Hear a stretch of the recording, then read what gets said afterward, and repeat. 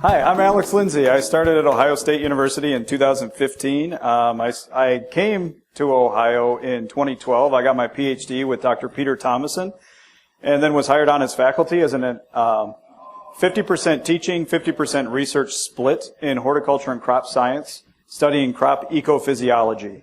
And the way I interpreted that title for my position is basically looking at the interaction between crops and weather events, so abiotic stress, things like that. So that's kind of what I've started to build my program around and what I'm excited to talk to you all about today. So I'll be talking a little bit about some of our research that we've been doing in those areas.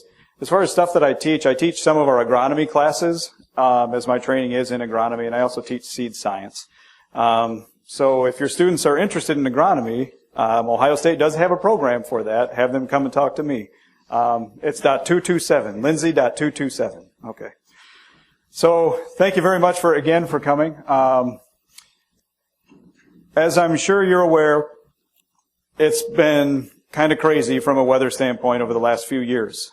This is showing a graphic from a group that's put this analysis together, and basically what they've seen, they've looked at weather trends over the last few years plus the recent past and seen how it has changed over that period of time. In the Midwest part of the country, we've seen that we've had about 5 to 10% increase in precipitation from 91 to 2012 as compared to 1901 to 1960. So that means it's been getting wetter in the Midwest in most years as compared to what it had been over the past part of the 20th century.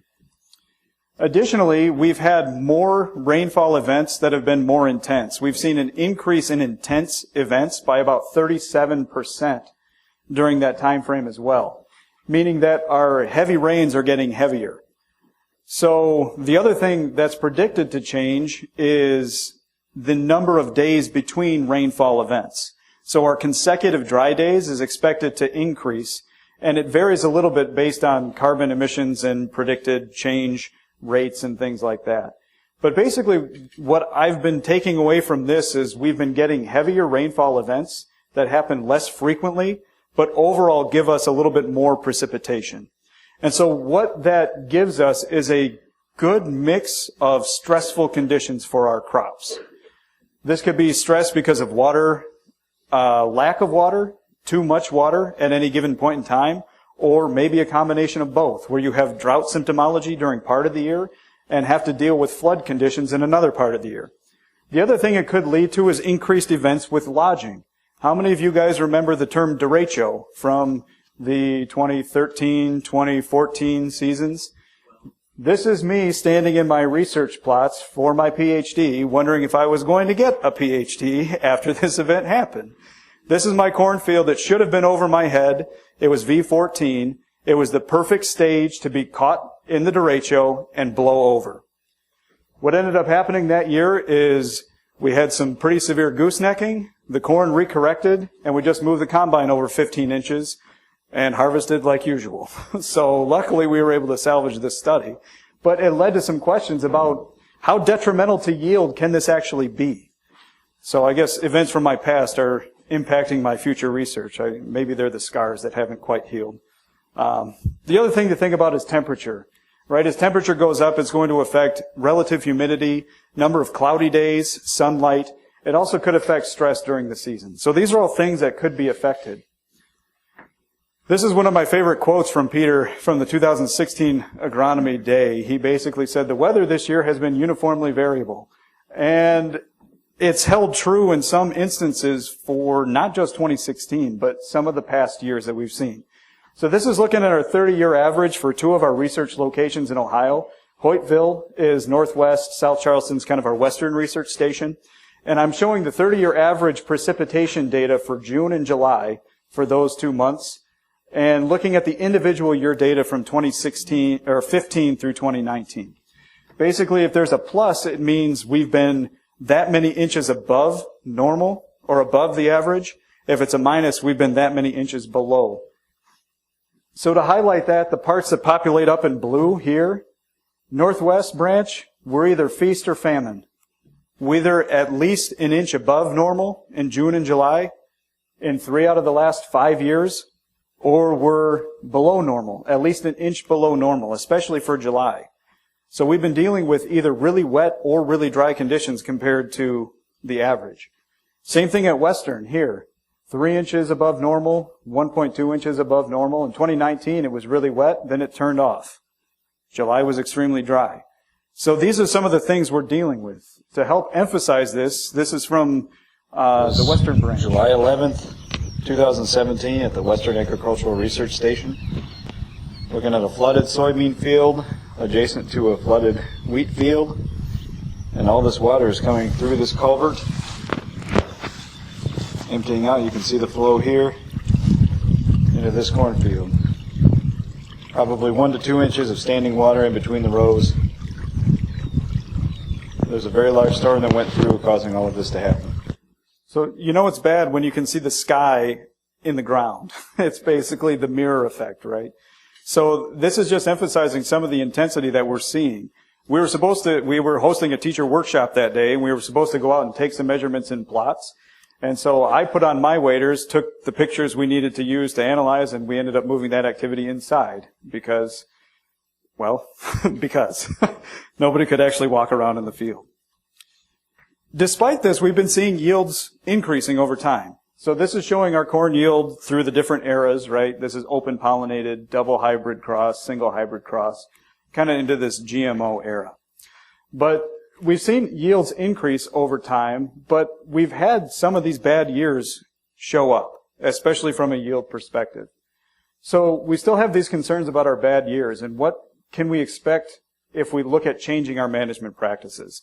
So that's kind of the frame for what I'm presenting today, is some of the work we've done on these adverse conditions, and also thinking about different ways, or really looking at some of the management practices that might impact these. So I've set this up with hyperlinks here, so we can actually jump through this based on audience interest, if you'd like.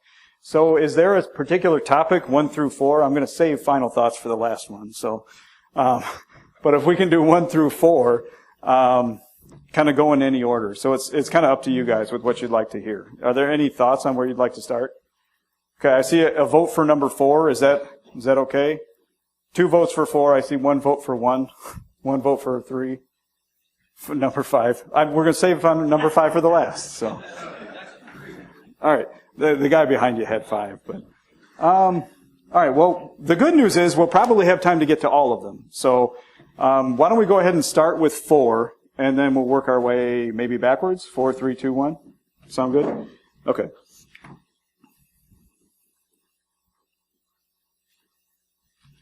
So this is showing some of our planting progress from over the last, since 1979 through 2019.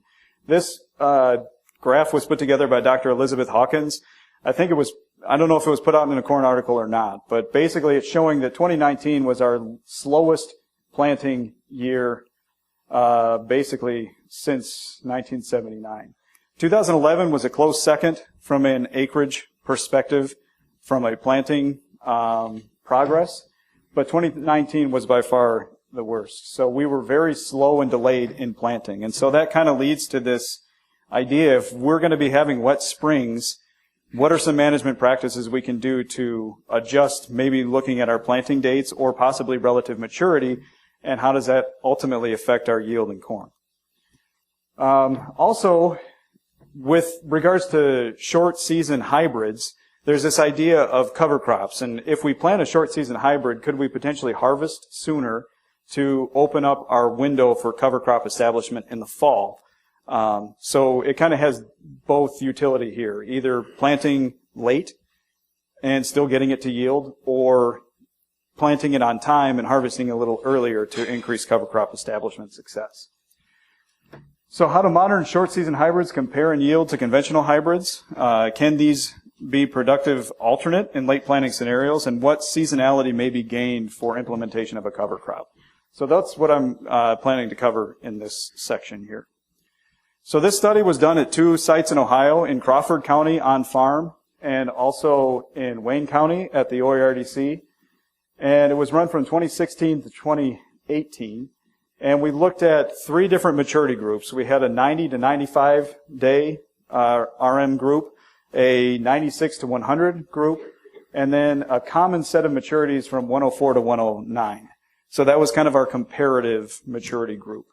So that's on par or a little bit earlier than producers plant in those areas, but we thought it would be a good breakdown. This is the number of entries per year. So we had 12 or 19 in 16, and the numbers went up over time. This was a composite of 6 to 8 companies, hybrids. So what I'm showing is the average yield of those hybrids that fell into those ranges from all the companies that were tested in those sites, rather than using specific hybrid identifiers. So the interesting thing about this is we were able to kind of get both a late planting scenario and an on-time planting scenario for these trials. So in 2016 and 2017, our planting dates were kind of late May to early June, whereas 2018, we were kind of mid-May target date. So I've kind of broken it out to look at 2016 and 17 grouped together, and then 2018 separate, as the planting date was fairly different between those 2 seasons. What we can see here is when we regressed relative maturity of the hybrid with yield, we saw a positive yield gain in both late planted situations, which you see on the left, and in early planted situations, which you see on the right. The yield gain per day was a little bit higher in the early planted. It was about 2 bushels per unit relative maturity increase. But what's interesting here is this is the individual data points that are plotted. So the spread is showing the range in yield for those hybrids at that particular relative maturity. And what you can see is that for some of these maturities in our earlier version, they're on par with yield of individual hybrids from the higher maturities in our trials. The same trend was seen here in 2018. Some of our early maturing hybrids still yielded fairly well. When we look at this difference, this is a lot of numbers to digest, but basically what I'm pointing out here is this section here. The difference is basically 95s, or 90 to 95s versus 96 to 100s yielded 10 bushels less, and that was statistically significant based on our tests. The 96 to 100s versus 104 to 109s yielded about 20 bushels less, but there is no difference in the partial return when you take into account harvesting these on the same day, factoring in drying costs and shrink costs as well. So that was kind of what we factored in, was test weight discounts, shrink rate, and grain price when factoring in this kind of return assessment. The big difference here was looking at our moisture at the time of harvest. Our 104 to 109s, when harvested on the same date, was at 24% moisture, had a test weight of 53, whereas our 96 to 100 had a moisture of 18 and a test weight of 56. So we weren't getting the dockage for harvesting early, and we didn't have the additional drying costs as greatly for those early ones. When we look at our common maturities, we also harvested those either at the same time as the early groups or later as you would conventionally. And we saw here basically yield didn't change. Grain moisture dropped pretty substantially when we delayed harvest on our conventional hybrids, the 104 to 109s. And returns went up because you saved money on drying and also didn't get the discount. So essentially, the 104 to 109s, if harvested at the same time as our 96 to 100s, return was fairly similar in a late planted situation. Returns were usually greater for the 104 to 109s when planted on this in early May or in mid-May. When we look at the gains, yeah. Do you notice any difference in field loss between those higher moisture points and lower moisture points, or did you check? Any difference in harvest loss? So as far as like combine efficiency and like actual shelling percentages, I wasn't in the field at the time of harvest. I could check with Rich Mignot's the guy who was doing the harvesting, so he might have some insight on that. as far as if the combine settings were causing loss. I don't think there was anything appreciable. Usually he's pretty good about saying that or taking notes when he sees things like that happening in the field. But I can check with him because that'd be good to know. So as far as looking at cover crop seasonality gains from planting short season hybrids, basically if we were able to harvest these sooner than we would a normal hybrid, what would we gain? And so we looked at our early harvest date and our late harvest date and looked in that time frame how many growing degrees days did we gain and how much rainfall fell during that period. And basically we gained anywhere from 210 to 447 GDDs and anywhere from 0.68 to 4.36 inches of rain. So when we're talking about potentially dry falls or not having enough time to accumulate biomass, these changes in GDDs and precipitation may help to improve establishment in those trials. We didn't actually go out and seed cover crops in these trials to actually assess for that, but it's like, what's the potential? What was the potential gain from having that earlier harvest date? So in conclusion, early maturity hybrids may incur less drying costs and have higher test weights, but may have some yield disadvantages compared to our more conventional maturity range. And economic returns were similar to the commonly grown maturities when planted in late May or early June and harvested on the earlier harvest date. Early harvest date in all seasons did allow us to gain GDDs and some precipitation. Any questions on that before I go back to the topic list?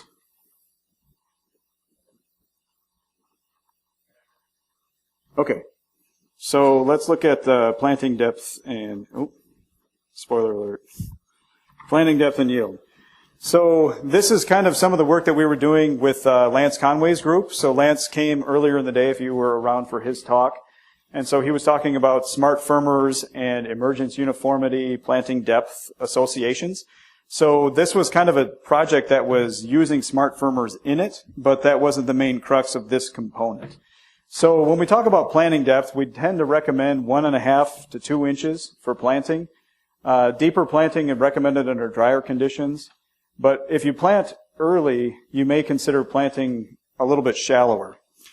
So this is kind of the idea that can you potentially increase establishment or the rate of establishment by planting it a little bit shallower. The other situation is what's about depth in late planted situations. If I can't get in until mid-May, late May, early June, and we're expecting water relations to change, how should that affect my planting depth? Or should it affect my planting depth? So that's kind of what we're looking at here. What is the variability in temperature and soil moisture at different planting depths for later planting dates, and how does varying depth impact emergence rates and grain yield? So for this study, we did this solely at the Western Research Station. We had 2 different fields. We had a field that had about 2.7% organic matter, silt loam texture. Our second field was a Kokomo soil, so it had about 4.4% organic matter, and the soil texture was a little bit more loamy than silt loam. And we targeted 3 planting depths for this. So at the time of planting, we went, basically, after the planter went through, we got our crew out with our shovels, and we installed these soil moisture and temperature sensors in the depth of planting. So either 1 inch below the surface, 2 inches below the surface, or 3 inches below the surface. And so we were tracking soil temperature and moisture within 1 hour of actual planting in each field. And we collected this data every 20 minutes and compiled it to do some further analysis on that. So basically we were able to look at soil volumetric water content and soil temperature in those fields. Additionally, we went out to those fields every day around the same time and tracked emergence. So every time a plant had emerged, we went ahead and wrote the date on a stake and put it right next to the plant. So each plant essentially had it's not really a birthday because it's not when the seed was born. It was when it actually came out of the ground as an adult. So it's more of a coming of age date, right, for the corn plants. So each one had a date of emergence tied to it. And so we tracked two different sections. One was measured at V10, or at the 10-foot section is what we measured for soil moisture and temperature and its relation on emergence parameters. And then we had a 5-foot section that we measured emergence date and took that all the way to yield. So we have an individual emergence date with an individual yield from those plants and those plots. The rest of the field, these were 150-foot length plots. So then the remaining footage of plot minus the 10-foot that was harvested and the 5-foot that was harvested ended up being combined for plot yield on a bushels per acre basis. Any questions on this? So the 10-foot section, we tracked emergence date, and then at V3, we staged each plant, measured whole plant biomass, and actually measured the depth to seed. The cool part was when we pulled these plants out, this was a plant from our 3-inch planting depth treatment. You can see the seed down here, and basically where the color change started to occur, that's about where the soil line was for that plant. So we measured the actual depth from the seed to the soil line to track how accurate our planting depths were and to make sure we had unique individual treatments. In the 5-foot section, we also tracked plant height, leaf number, and we were still able to measure that depth to seed at the end of the season. I was pretty amazed. The first year we started digging up these plants, and in some cases you could still see the seed coat with the color on it. You can actually measure the depth to seed at the end of the season. So that was pretty cool, so we could actually get that data and correlate that back to yield. This is showing that this is the mesocotyl here. This is where the seed coat was on that plant. And basically where the soil line was where we measured our depth to seed at the end of the season. And so for that plant, we had an actual depth to seed. We had an emergence date. We had a leaf number, a dominant ear leaf node position, and ultimately a yield per plant. Some plants produced 2 ears. If they had 2 ears, even if there was only a few kernels, we still collected those and counted that as potential yield for those plants. So from those trials, we had kind of a few different take-homes. Emergence was most uniform at our 2-inch depth or deeper. Early emergence was driven by soil growing degree day accumulation, and deeper planting depths had slightly delayed the date of emergence because it took a little bit longer for those soils to accumulate the necessary GDDs. Shallow planting is most subject to soil moisture level in the soil. It accumulated GDDs the fastest of all treatments as well. To emphasize this is showing our emergence curves and soil moisture data for our 1, 2, and 3-inch planting depths for our low organic matter field and our 1, 2, and 3-inch planting depths for our high organic matter field. These are these smooth lines here. The dotted lines with the same color denote available water content for our 1, 2, and 3-inch depth in both of our fields. And so what we see here is on days after planting, first emergence occurred in each field with our shallowest planted treatments. We saw the first plants emerging at our shallowest depth. But the critical part here, it's not necessarily about the first ones out of the ground. It's how uniform is that window. The steepest curves were observed in our deeper planting depths. It took the longest to get to 90% emerged in both fields for our shallowest planting depth. The other thing of note here is that our 3-inch planting depth seems to be about a day behind our 1 and 2-inch planting depth, especially in our low organic matter field. But when we look at soil growing degree day accumulation and its relation to emergence, basically those curves overlap, which basically means that our deepest planting depth, it's taking the longest to warm up and accumulate those GDDs. So even though it's 1 to 2 calendar days behind, you're still going to get there. It's just a little bit slower to arrive as compared to our 1-inch depth for first emergence. The other thing to keep your eye on here is this 1-inch depth, especially in our 2-inch or our 1-inch depth in our high organic matter field lagged behind very far, even though it was the first emerged. This was the other thing that kind of interested me here is our GDD accumulation was higher in our high organic matter field. So we talk about GDDs to emergence, And that may be affected somewhat by our soil type. This again was looking at soil GDDs, not air GDDs. So we were tracking temperature of the soil as opposed to air temperature. And so this relationship may shift a little bit if we solely looked at air temperature as compared to what we're presenting here. But this is really how quickly is that soil warming up and causing emergence to occur. Looking at where we actually got to with our planting depth treatments, again, we were targeting 1, 2, and 3 inches. We actually achieved 1.1, 1.7, and 2.5 in our low field, 1.0, 1.8, and 2.4. So we really tried to push this seed deep, and on average, it just didn't get down to that 3 inches. I mean, I felt like we were burying it, and I was like, we're never going to see this again. Oh, well, that's research, right? Well, I guess we weren't as deep as I thought we were. The cool thing about this here is this T50. This is the time to 50% of your plants emerged in days. The T10 to T90 gives us that uniformity of emergence value. So the time to go from 10% emerged in days to 90% emerged in days. So how fast is that curve kicking up? And that's really where we start to see our differences. Our T50 for our low organic matter field, we had emergence within 5 days of planting for our 1 and 2 inch depth, and 5.8 for our 3 inch depth. This is days from planting to 50% emerged, but it was a little bit delayed. It almost took a week to get emerged in our high organic matter field. The other thing of note here is that regardless of field, our shallowest planting depth had the longest range from 10% emerged to 90% emerged. Meaning it took just over 2 days to go from 10% emerged to 90% emerged in this field compared to 1.5 days for our other 2 fields. Same thing here, almost 6 days to go from 10% emerged to 90% emerged.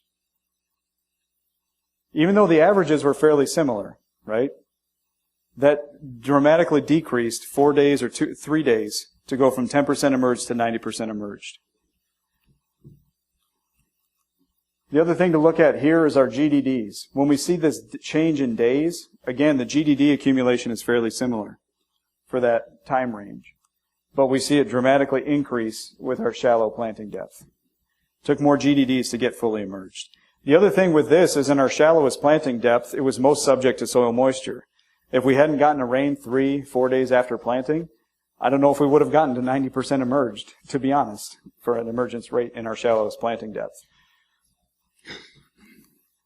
The second one is a 3-day emergence window period seemed to not limit yield in these trials. Yield decreased for plants emerged after the 3-day window was gone. Yield variability also increased with delayed emergence. So to show that, we have box and whisker plots. Again, this is showing yield. We took the per plant value and scaled it up as if the entire field at our stand had yielded that amount. This would have been our yield in bushels per acre for that particular scenario. And that's how we got to these values. But what you notice here, this is the 25 to 75% quartile, meaning 50% of the plants are in between these. The box and whiskers denote 10 and 90% of the plants falling into that area. And so the larger those boxes get, or the longer the boxes get, or the farther those whiskers go, the more variable the data is, the more the spread is for those data points. Regardless of field, after about 3 days, our medians and means are fairly similar, but beyond that, they start to drop. Additionally, these boxes tend to get a lot larger, meaning that our variability in the per plant yield goes up. So kind of that 3-day, 72-hour emergence window is fairly critical to maintain our yield per plant in these trials. Any questions on that? This is all data presented by Kyle. He's our master student working on this project. Increasing planting depth was correlated to yield increases. Deeper planting typically meant more yield per plant. And yield uniformity was improved with depth increases. It was most optimum at 2 or 3 inches for the low organic matter field, most optimum at 2 inches for the high organic matter field. When we looked at our per plot yield data, so this is basically not looking at per plant anymore. This is field average or strip average for these. Again, these were 150-foot plots. We harvested the center 2 rows for these numbers. we saw that in our low organic matter field, there really wasn't a difference in yield. It was all just over 200 bushels per acre, and depth didn't really impact yield. But remember, in our Kokomo field, the one that had a 6-day emergence window to go from 10% emerged to 90% emerged, that one had the yield hit. We saw the biggest yield penalty in our high organic matter field for our 1-inch planting depth. The 2-inch and 3-inch planting depth both yielded fairly similarly. And so that extended emergence window, I think, is what's really contributing to that drop-off in yield, especially in that field. So having that uniformity of emergence is extremely important. The difference in yield from plot to plot here was also caused by improved ear fill. So basically where we had deeper planting depths, our pollination success was higher. We had more kernels per ear. I'm not showing this data, but we had more kernels produced per ear, and the basal emptiness also declined. So the pollination of the base improved with our planting depth. So we were losing out on yield from pollination in our 1-inch planting depth, probably due to the variability in stage at the time of flowering. Okay, any questions on this? So that's planting depth. Yeah. How many years? This was 3 years of data. We had 3 years in the Crosby field, 3 years in the Kokomo field. And this was all conventional tilled, too. So this was not a no-till, no cover crop scenario. This was all conventional till, fall tillage with a spring soil finisher applied. So these results may vary some with no-till situations. I'd like to expand this to do more on-farm work, especially targeting some early April or mid-April planting dates if we ever can get there again. I'm hopeful that we will. But it'd be nice to expand this data set to other tillage regimes, other organic matter textures, and tillage practices. Any other questions on this?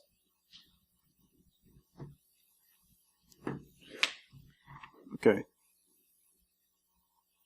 If not, we can go back to our topic list. So do you want to go to corn responses to N management and flooding, or do you want to do root lodging?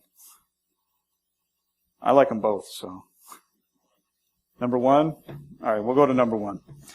Okay, so it's been wet, right? And when crops get wet, plants change how they're behaving. So in the case of corn, one of the reactions that corn can do to flooding conditions is produce what's called arenchyma. It may have been pronounced arenchyma or arenchyma or other variations. I call it arenchyma, but it can be said multiple ways, but basically what it does doesn't change. So what it does is it basically creates holes in the root tissue. These giant holes come from basically killing off the cortical parenchyma cells of the roots to make air voids in the roots. And that allows the plant to exchange gas a little bit more easily, allows it to respire in the event there's low oxygen in its soil environment. The other thing is it allows it to potentially start to expand its root system. Formation of arenchyma decreases the metabolic draw of the root tissue, allowing it to expand more thoroughly in its soil environment to try to find new pockets that aren't flooded or potentially new pockets of nutrients. This can form in drought conditions, flooded conditions, low nutrient conditions. It's basically a plant response to some sort of abiotic stress. It's saying, I got to get out of here. How can I do that, and what's the fastest way to get out of Dodge? And this is one of the ways that the plant actually does that. So above ground, while it's doing this, you can see a decrease in leaf area and a reduction in shoot growth. So the plant kind of puts above ground growth on hold while it tries to get its foot in the door for breathing, essentially. The other thing that flooding affects is nitrogen, right? Nitrogen is an extremely dynamic nutrient in the soil. It cycles because of biological activity. It has chemical interactions, whether it's a positive ion or a negative ion, interacts with the cation exchange capacity. It also can be subject to loss events through denitrification and leaching out of the root zone. It's also one of the most heavily managed nutrients in corn production systems. Our soils can't mineralize enough N to meet our yield goals in most situations. And so we tend to fertilize, but if we apply fertilizer, we have the potential to lose it if flooding conditions occur. So some of the research gaps we identified for this project were, how do modern corn hybrids respond physiologically and morphologically to flood duration? Do our modern corn hybrids that we've selected for produce parenchyma still, and will they respond similarly to what we've seen in the past, especially for inbreds? A lot of the work done in corn flooding, especially in Ohio, was done on some older hybrids and also on corn inbreds. So do modern hybrids still have that ability? The other question was, how effective is a pre-flood N application at preserving crop yield in the event of a flood? So in many cases, producers will apply their entire nitrogen budget up front, oftentimes with a stabilizer, something like that, to try to make sure that it is there for the duration of the season. Some cases, we don't use N stabilizers. So could that potentially affect its loss potential? The other thing is that some of the work has shown from other institutions that a pre-plant N application can make plants more resilient to flooded conditions. So how effective would it be in Ohio growing environments? The third one is, if flood occurs and the original plan was to side dress, is it still worth it to apply that side dress nitrogen? Will the plant respond from a yield perspective? Is it profitable to still apply that whatever additional nitrogen is out there? And then finally, how does soil nitrate change with flooding, and how is this related to crop growth and yield? So that's kind of what we're going to get into here. So we did this in 3 site years in Ohio. One of them was actually in Columbus at the Waterman Agricultural and Natural Resources Laboratory. We chose that site because we were going out to these fields every other day to either turn water on or turn water off. And we needed it to be close to campus to be able to do that. They also had access to drip irrigation, which we used to induce flooding in these plots. We also repeated it at the South Charleston Research Station in 2018. So to do this, we basically took a drip irrigation line and laid it adjacent to every corn row in every plot. And then we turned on the water. And we either turned it off at 0, so in those plots we actually didn't lay any drip tape. We turned it off at 2 days, so after 2 days of water inundation, we turned off those lines, 4 days or 6 days. And we had 3 nitrogen management regimes. So our first was 0 nitrogen. So basically, if your plan was to side dress everything, and then you didn't, how bad would it be? That was kind of our baseline comparison from a yield perspective. Then we had 2 other treatments. We applied 120 pounds nitrogen per acre pre-plant incorporated as urea. And then our third was 120 pounds pre-plant plus 60 pounds top-dressed urea side dress for a total N budget of 180 pounds of nitrogen per acre applied. So basically our 0-day flood plus full nitrogen rate would kind of be our practice that might be more or less what you could do under good conditions. Throughout the season, we collected information on plant stage and height, root and shoot biomass, ear leaf N content. Again, we can kind of have 3 timings when we can really measure nitrogen status for corn, right? We have the pre-side dress nitrate test, which is taken from the soil 12 inches at about V3 to V4. It's analyzed, and then you can adjust a side dress nitrogen application based on that information. So that's one method. The second method we usually test for nitrogen sufficiency is in the ear leaf at R1. That gives us a pretty good idea if the plant was sufficient for nitrogen or not. The third time we tend to test for nitrogen in a plant is at R6 for stalk nitrate content.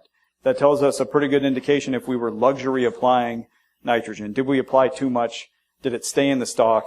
And basically, could we have gotten away with less?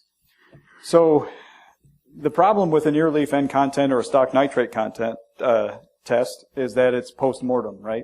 You can't really adjust your management practices after that. A pre-side dress nitrate test may occur before flooding occurs as well. So what about that time from V3 to R1?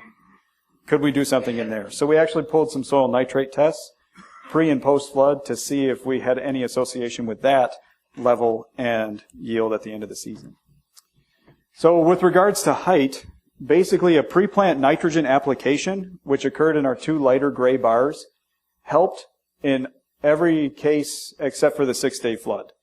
It didn't really matter for our non-flooded control at 14 days after flood initiation. Basically, flood initiation started at V4, and then it was terminated 2, 4, 6 days after initiation. So when it started was day 0. 14 days after that was when we collected these measurements. And so having a pre-plant nitrogen application helped us with plant height both 14 and 21 days after flood initiation. So it helped a little bit with plant height and growth. V stage was also delayed with our V4 and V6. That was expected, right? Because when you flood plants, they're putting effort into root production and put shoot growth on pause. When we looked at our root characteristics, the p-value here is 0.12, but basically as flooding increased, our root length increased, our root area also increased, our root biomass didn't change. And so how were we able to do that? The plants basically produced more porosity in the roots. Root porosity is essentially a measure of root cortical parenchyma formation. So what we thought would happen was happening. And this was a modern corn hybrid, so we know that parenchyma formation still occurs, and that's a good thing, because the plant's able to actually explore and build its root system. When we actually get to looking at yield, basically pre-plant N improved yield for our 2-day flood, but not for our 4 or 6-day flood. Either the nitrogen was gone, or the plants were too damaged to really fully utilize what they had taken up to produce yield. However, when we applied a post-flood nitrogen application of 60 pounds per acre, yields increased for every flood duration. Profitability, or partial return, showed pretty much the same trend. So, yes, the plant could respond to it, even if it was flooded for 6 days in our trials, and yes, it was profitable. So this took into account the gain in yield, took into account the cost of the nitrogen material, and the cost of the additional application from driving and applying that on. All else costs were considered equal. The other thing about this is the efficiency of use for that 60 pounds of nitrogen was actually highest for our 4-day. When you compare the yield change from 4-day flood with 120 applied to 4-day flood with 180 pounds of nitrogen applied, the use efficiency was really, really high for that one compared to the other treatments. So while it may have been hurt because of the flood, it was still able to rebound from that flood experience. Finally, when we're looking at soil nitrate curves, yeah. Is that one of your hypotheses would be the 6-day flooding period would have added too much stress to develop those plots? Yeah, so that's the question, is if we apply the nitrogen, is the plant too damaged to take it up? And this data suggests that after 6 days of flooding with our approach that we used, the plant was still able to take it up and utilize it and produce positive yield gains from it. So, and that was a hypothesis, was is there a breaking point where it's not worth applying additional nitrogen because the plants are just too damaged? Yeah. From experience, I've seen river bottoms flooded for 2 weeks, and as long as the corn plant lives, if you can get in there and side dress it, it'll still respond. I would believe that based on this data. So we were limited by the amount of time we could flood because of space issues, but it'd be interesting to look at that for a longer period of time and to see, yeah, if the plant can survive the flood, is it going to be detrimental? So the other thing with this data is we initiated flood sooner than a lot of other work, and we basically saw that for every day flood, the yield loss was slightly higher than what past reports had reported. But they also initiated flood about V6. And once you get to V6 or later, the corn tends to be a little bit more tolerant of flooded conditions and would still probably respond. So this was kind of more of an early season flood assessment from that regard. So that's kind of why it's a little bit unique compared to other work that we've seen. So the younger the corn plant is, the more sensitive it is to flooding. And so we didn't want to kill them. That wasn't really the goal, was to murder our plots, right? We wanted to have some sort of gradient to look at. Looking at future durations, maybe extending it out to 8 days might provide some insight as far as where that drop-off occurs. But we didn't look at that with this trial. Okay, so using our data, can we come up with some sort of diagnostic tool that could help us assess for nitrogen content and potential response, especially in a post-flood situation? So that's kind of what this data is showing here. We plotted our soil nitrate, nitrogen data collected 14 days after flooding started and regressed that against ear leaf N concentration collected at R1 and also grain yield. And regardless of trend, I know these are metric units here, but this is parts per million regardless. But the point of emphasis is this joint point here. And basically what we saw was that beyond 22.8 parts per million nitrogen, we didn't see a change in ear leaf nitrogen. Basically, ear leaf nitrogen was maximized for whatever that situation was. Below that 22.8 parts per million, we saw a change in ear leaf nitrogen with applied soil nitrogen. Same thing for yield.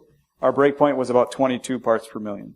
The cool thing about this is it's fairly similar to the PSNT value of 25 parts per million. We only took these cores to 8 inches though, and the PSNT recommends 12 inches. So there's a little bit of difference in what we saw here, but it seems to align fairly well with the PSNT test. So it'd be interesting to kind of expand on that work moving forward to see if there's a little bit more utility, and we can kind of hone in on some sort of recommendation. When we tried to do this with a SPAD meter, we saw a lot less consistent results. Basically, the plants were probably remobilizing nitrogen. We were measuring the uppermost collared leaf, and so nitrogen's mobile, so it probably wasn't detecting the deficient areas as well as if we had maybe measured the second uppermost collared leaf or something else. And so our joint points were slightly higher for that. So wasn't as good as the soil test. So in conclusion from this, root growth patterns were affected by 4 days of flooding or more. Early season nitrogen application improved growth following flood duration for 4 days or shorter, but yield was only improved in the 2-day flood duration. Side dress N application increased grain yield in all cases and may be economically viable for durations of 6 days or fewer. And a soil nitrate test could hold utility to determine a rescue N application post side dress, but more work is needed on that before we can really recommend something strongly. Any questions on that before we move into our last topic? Yeah. As far as that before and you flooded it for 6 days, Yep. and wait for it to dry out to go in and do your side dress. Yep. Wasn't it too big? So the question was, we flooded this at V4, and then it flooded for 6 days, and then we had to wait for it to dry out to do our side dress. Were you bending it out? So in this scenario, basically when we applied our side dress and application, regardless of flood application, the way we did it was we timed it for 7 days after flooding ended. So for our 2-day flood, we applied it on day 9 after flood started. For our 4-day flood, we applied it on day 11 after flooding started. So we basically waited a week for the field to dry out before we side dressed. The cool thing about this is flooding delays stage progression and height development. So regardless of flood duration, we were applying it at roughly the same height. Basically, the corn was V6 to V7 at the time of application in this trial. Say it again. So this was dry urea for side dress. For pre-plant, we incorporated it with a disc. For side dress, basically we just top dressed it, and then we top dressed it ahead of a rain because it was watered in basically within 24 hours because of a rainfall event. at each site. That's not a small feat because we had this at 3 locations in 2 years, right? So it just tells you how frequent our precipitation was, unfortunately.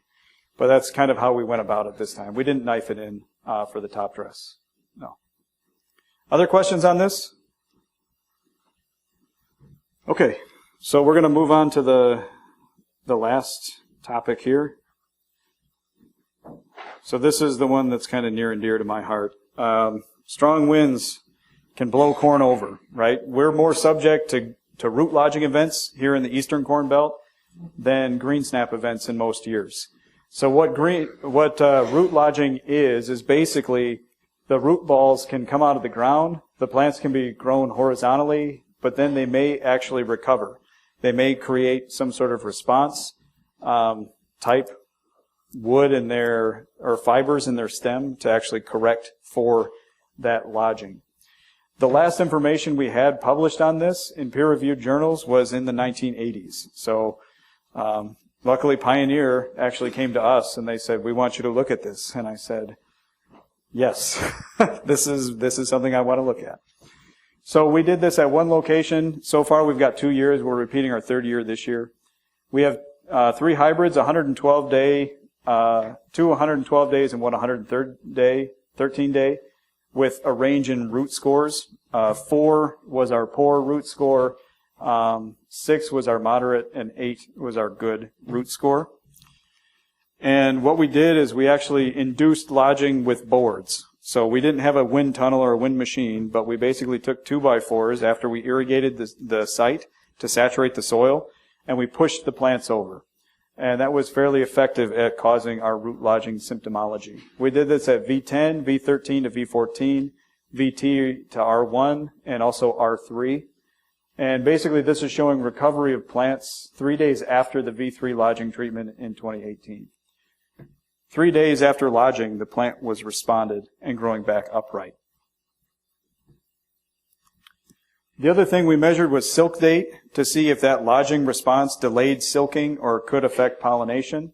We looked at ear leaf and total leaf number to see if that changed. And then we looked at grain yield, both from barren plants and also vivipary. So vivipary is basically seeds germinating when they're still attached to the ear. This is not a good thing when we talk about test weight, moisture assessment, and dockage and marketing. Okay, so that's something to keep in mind, is that in some cases we may see an increase in this for certain lodging treatments. So when we look at the development here, this is showing silk date, and we saw a silk date by lodging interaction with our hybrids. But in most years, lodging at V3 delayed silking. It wasn't by much, it was about a day delayed in silking, but it did delay silking relative to our other treatments.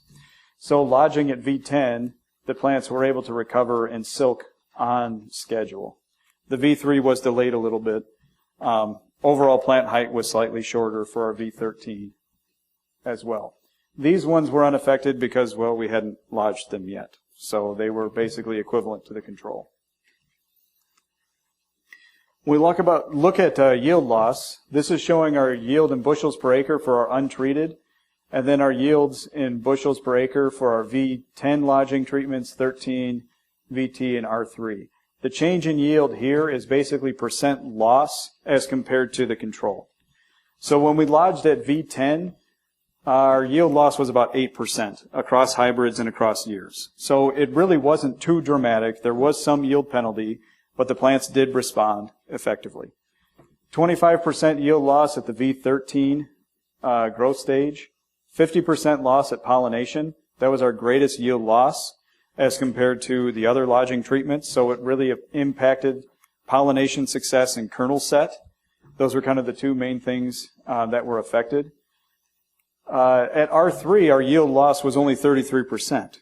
So R3's milk stage, right? So the grain was filling, kernel number was determined, but our yield loss wasn't quite as dramatic as I would have expected.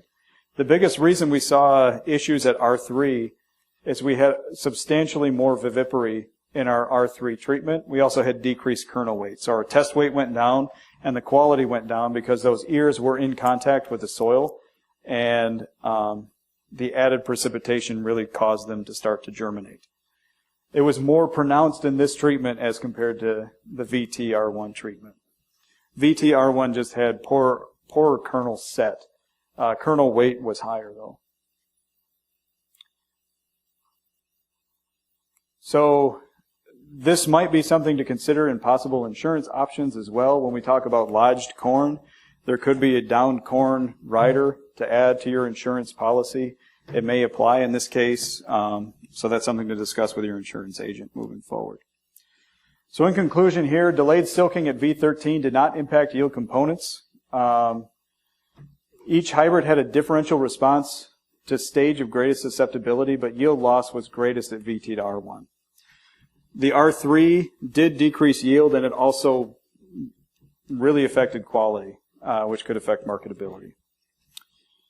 Any questions on that?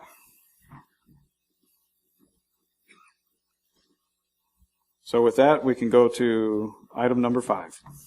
So my final thoughts to summarize today: corn can respond after environmental stress. There's some yield loss to be expected, but uniform emergence is really key, and it's really pretty remarkable to me how well corn can respond after a stress is imposed. So there is some hope. Let's not throw the baby out with the bathwater, right? If something happens, there could be some salvageable material coming out of that. Management practices can make a difference. It may require some in-season adjustments, such as looking for different hybrid maturities to plant if your planting date gets delayed, looking at adjusting your planting depth a little differently than maybe you've done in the past, and also potentially look at how nitrogen fertilizer is being used on your operation, especially in fields that are really subject to early season flooding potential. So with that, I'd like to acknowledge the graduate students who've contributed to this work. Taylor, Dill, and Kyle have been instrumental to all of that, as well as the visiting scholars and workers. I'd also like to acknowledge OERDC Seeds for funding some of this, the Crop Management Research Awards through DuPont Pioneer, as well as the CTC Mini Grant Program. They provided the funding to do the short season hybrid work that I presented as number 4. I'd also like to thank Dr. Peter Thomason. Again, he retired in 2019, December. So we're missing him in our department. I think I'm missing him. You know, he was my PhD advisor, and in honor of him, he always had this corn field presented at the end of his presentation saying, "Thank you, any questions?" So I wanted to put that up there.